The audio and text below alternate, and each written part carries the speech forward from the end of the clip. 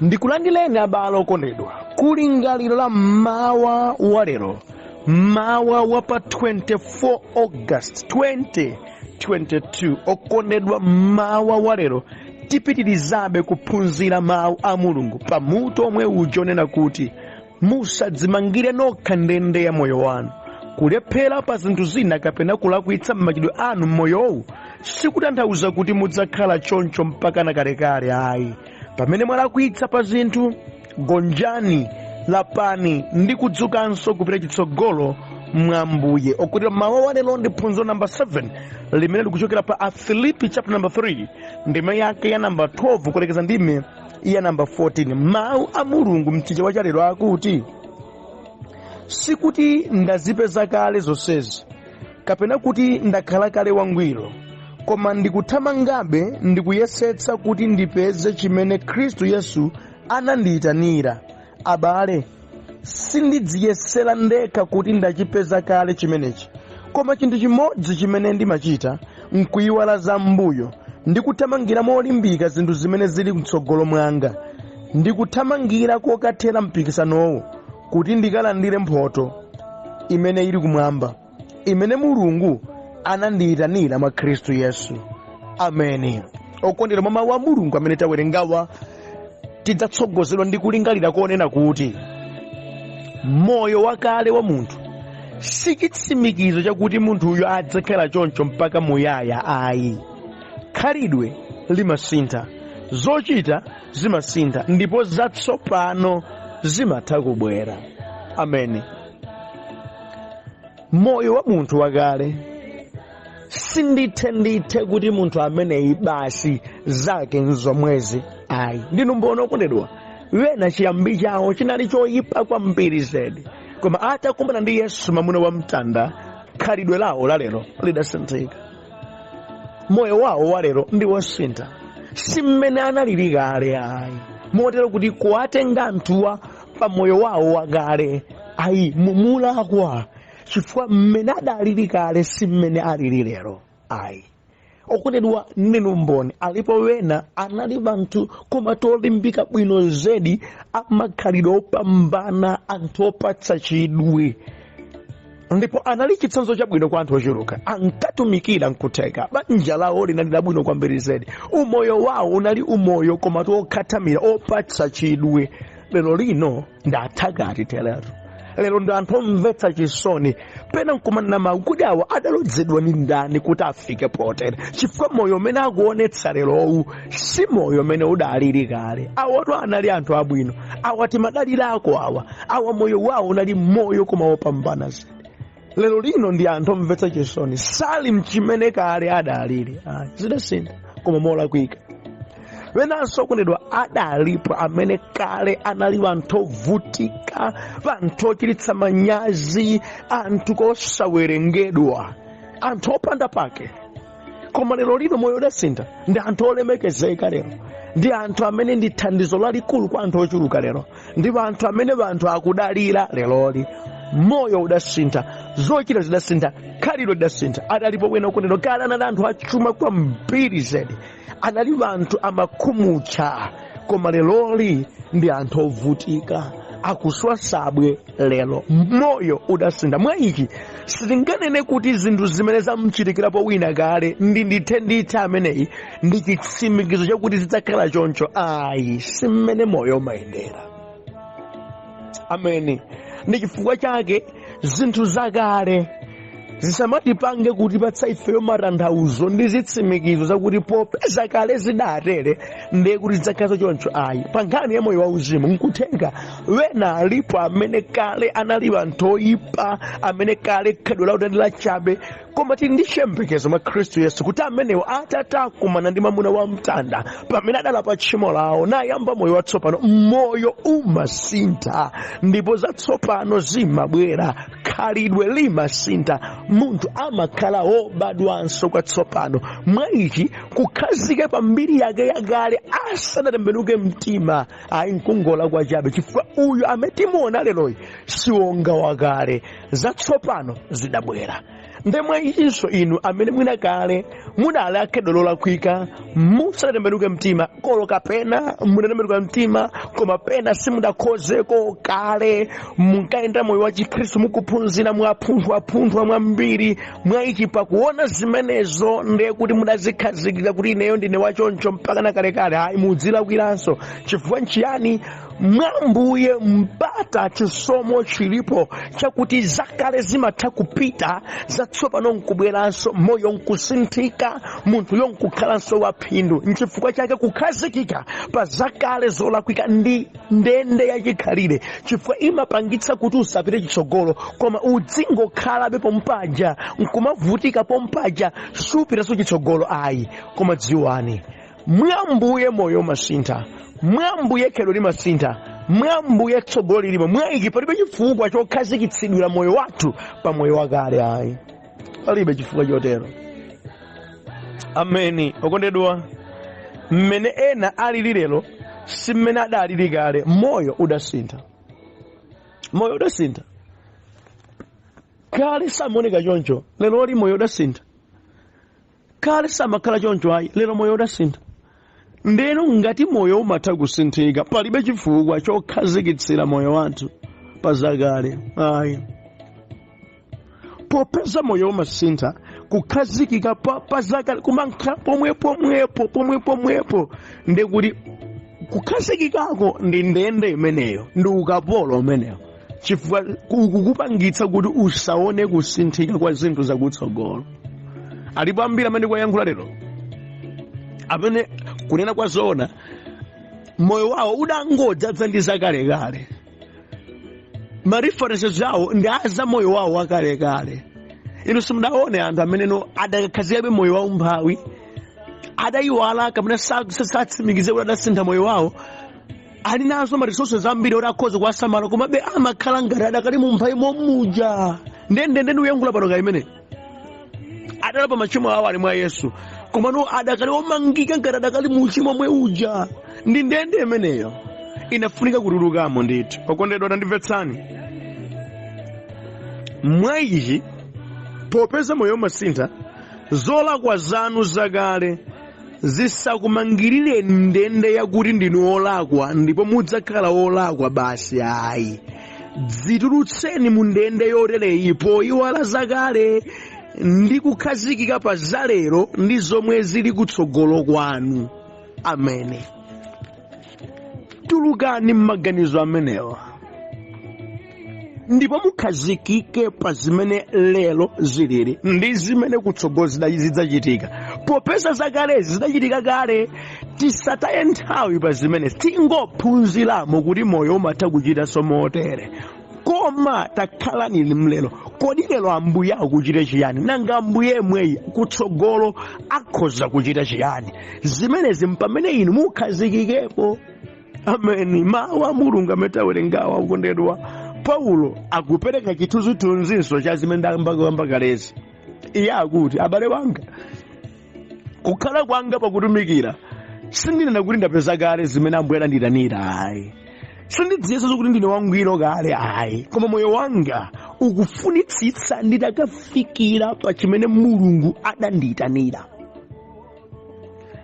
Mwa Paulo mukupezeka kufuna chikhazikitso chakuti ndimafuna ndikakhale chimene Mulungu adandiyitanira. Kufuna kumeneko, okondedwa, ndi kumene kumampanga munthu kuti apirire, ndi kumene kumampanga munthu kuti alimbikire, ndi kumene kumampanga munthu, okondedwa, kuti ataye zakale ndi kukhazikika pa zimene akufuna zidzachitika. Kufuna monena kuti, okondedwa, magawo ambiri ngakhalenso okhudza moyo wathu wa tsiku ndi tsiku, mbewu imeneyi yakufuna ikati kuti palibe, munthu sangapirire, munthu sangalimbikire, munthu sangataye zina, munthu sangagwire zina, sizingathe.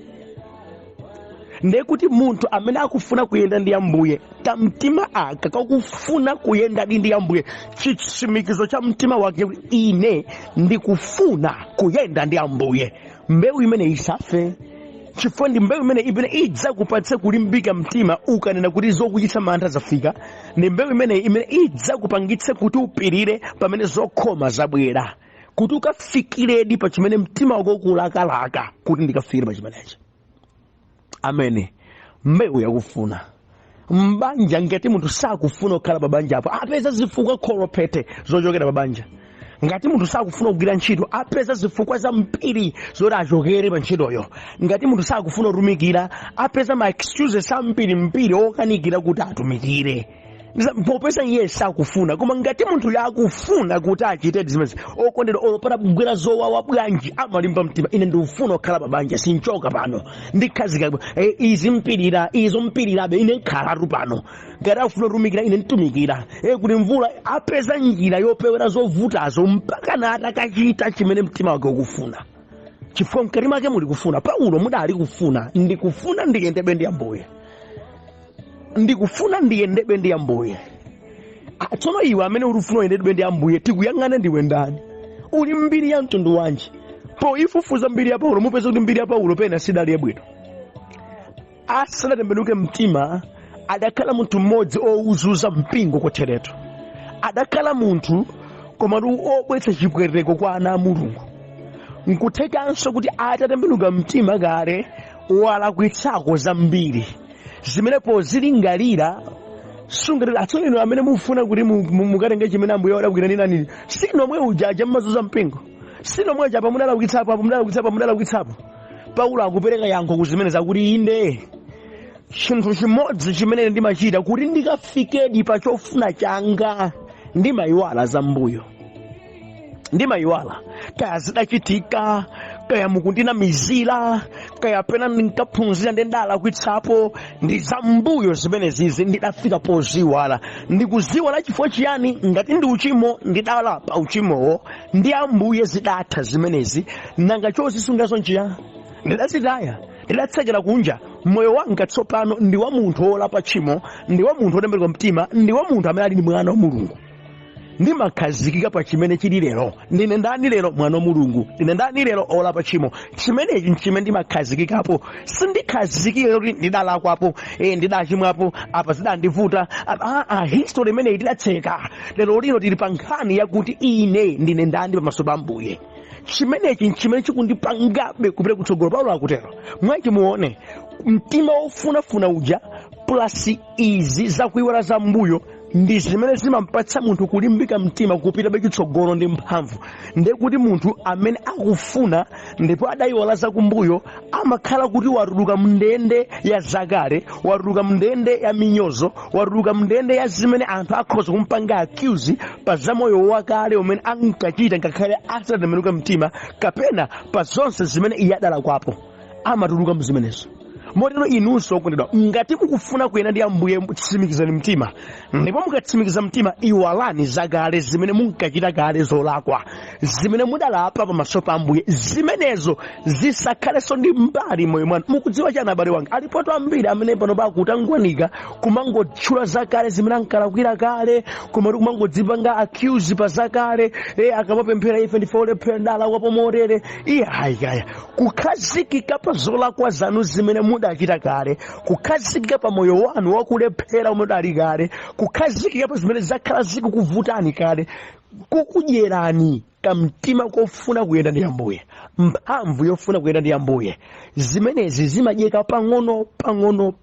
Mwa ichi simungachite za mphamvu mwa Ambuye ayi. Nchifukwa uzimu wanu umakhala wapendapenda, opanda chidwi chenicheni, opanda kukhazikika kuti mutumikire molimba. Zimakuvutani chifukwa mmutu mwanu ndi modzadzanso ndi mamisteki anu akale. Mukudziwa nthawi zonse njerekezi amatha kubweretsa zimenezi. Ukumbuke udaterepo paja, ukumbuke udaterepo paja, ukumbuke kuti ndiwotere. Enanso mwina zolakwa zanu zakale adakanena mpaka na pano kuti zikhale zokugwetsani ulesi. Nawo mayankho ake ndi awa: popeza mukufuna kuyenda ndi Ambuye, kufuna kumeneku ndi challenge yachikhalire kuzimenezi. Imatha kugwetsa koma sikwanira. Imafunanso kuti inuyo mufike poyiwala zidachitikadi inde koma ndaziwala mutu mwanga mulibe. Ndine munthu ngati oti sindachitepo, chifukwa malemba akuti ngati munthu ali mwa Khristu ali wolengedwa watsopano. Zinthu zonse zakale zipita, taonani zafika zatsopano. Ine ngwatsopano, izo zote sinuzidziwa nza moyo wa mdima zidapita. Mwa ichi ndidakhazikika ine pa zimene Khristu Yesu adandipangira. Izizi zimene ndimayendamo. okondedwa munthu amene moyo wake uli wotere amapita bechitsogolo. Olo wina atamunyoza kuti ipa chanu kale mudalahule pacha kale salabadako zimenezo amakoda zikwirira kale iye akupita chitsogolo. Ndi mmene mafa muchitire lino buruluke mndende imeneyi.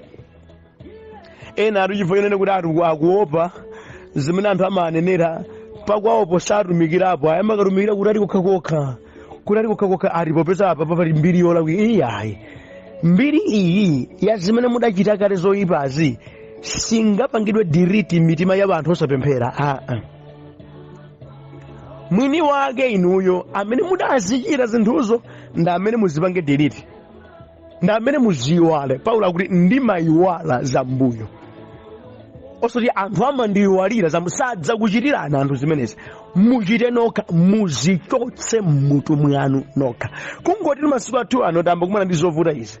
Zonena kuti munthu akati mwina pake walaukitsapo kapena wachimwa pena kamatumikira ndi pena bagezi wafoka anthu feti mati akuti adachimwapo mwa ichi timangoti gwi zimenezo kugwiritsa kwambiri zimenezo kuti awarungochimwa kadalapa kayakutumikirabe ndeti makhala ifeyo chomugwetsa ulesi munthu uja mwina soma muyika mmaulaliki kapena mamunipereka zitsanzo kuti azingogwa ulesi. Ayi, lero tiphunzire kuti moyo watsopano mabwera kwa munthu amene adalapa chimo. Ndiye kuti pamakhala ndende munthu akalakwitsa yo idende ya malingaliro amene amabwera namakulimbikitsa kuti iweyo ndiwe munthu olakwa, iwe ndi olephera. Ukamvera zimenezi umadzikira ndende yakuti sungathezo kuti kutsogolo popeza chidwi chija choyenda ndi Ambuye chimakhala kuti chikudyeka. Ndende iyi imatha kuchitika mwawekha. Ndipo liso ndende ina imene imabwera kwa iweyo imene anthu amachita kunena udalakwa nkutheka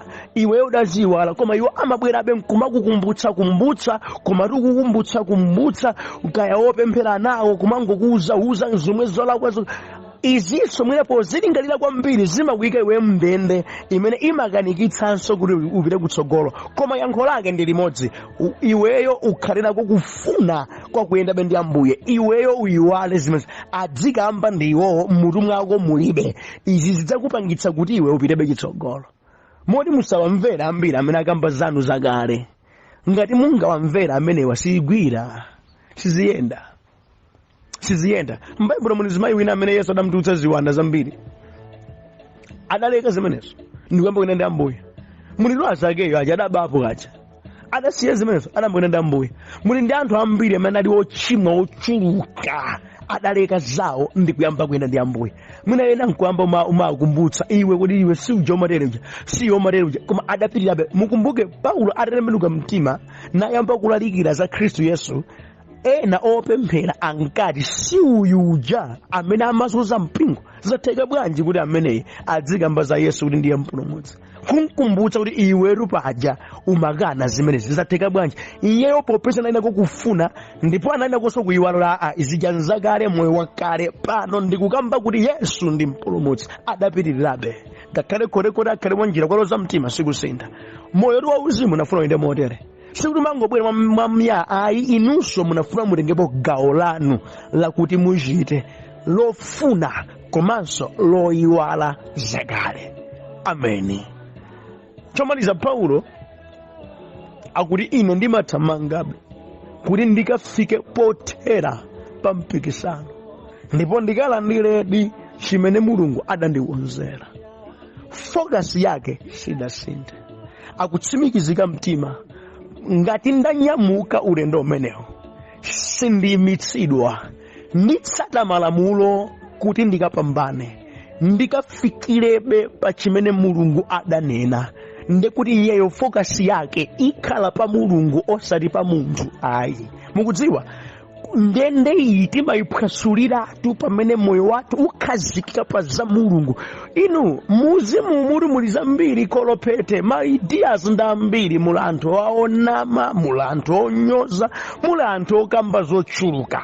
Munafunika inu mune focus yanu ikhale pa Mulungu. Ine ndikupanga zakuti Mulungu wanga akondwere nane ndikafike pomaliza njira yanga. Sindionera kuti wena akutani ngati ena akugwa ulesi ndiwo ngati ena akupanga izi ndiwo koma ine mulungu ndikumumvetsa motere ndipo ndiyenda mchimenecho. Okondedwa, mukakhazikitsa moyo wanu pa zimenezi za zimene mulungu angachite ndinu, inuyo muchita pamaso pa mulungu molimbika mtima, palibe ndende ya mtundu wina uliwonse pa nkhani za uzimu imene ikhoza kubwezani mbuyo. Kulibe. Vuto limakhala ndi anthu ambiri ndikutepeka pa za Ambuye, kuonera anthu ena awa atani nanga nditani, awa akutani ine ntani. Paulo akuti ine ndimathamangabe kuti ndikafike pothera ine osati ife, akuti ine. Inunso mudziwa ine ndikufuna kuyenda ndi Ambuye. Ine ndende imene timatulukamo ndi mawu akuti ine. Haya azibusa na marere koma ine, haya Khristu na marere koma ine. Ndapeza ichi ndechoyenerera ndiyenda mchimenecho. Amen. Uzimu utu timachita mwakulimba mtima, mwakukhazikitsa nchifukwa ndimakulimbikitsana balo kondedwa kuti mudziwe nenganoka Baibulo ndikupemphera tsiku ndi tsiku moyo wanu, ndamene mudzakwanitse kutuluka mndende imene ndende ya moyo wakale ndikulibe chitsogolo. Zilipo zambiri zimene Ambuye akhoza kuchita ndi moyo wanu ngati inu mudakhazikika pa mulungu amene, focus yanu ikhale pa mulungu amene. Mulungu ali ndi zambiri zimene akhoza kuchitira ineyo popeza adandipulumutsa. Kaya anthu sakuonamo zabwino mwa ine angosunga mbiri yoyipa ndiwo, koma Yehova ali nane phindu ndima ndi ameneyi. Haindala kumudala kwapo inde zakale ndaziwala ndikuyima ndi ameneyi ngati mwana wake.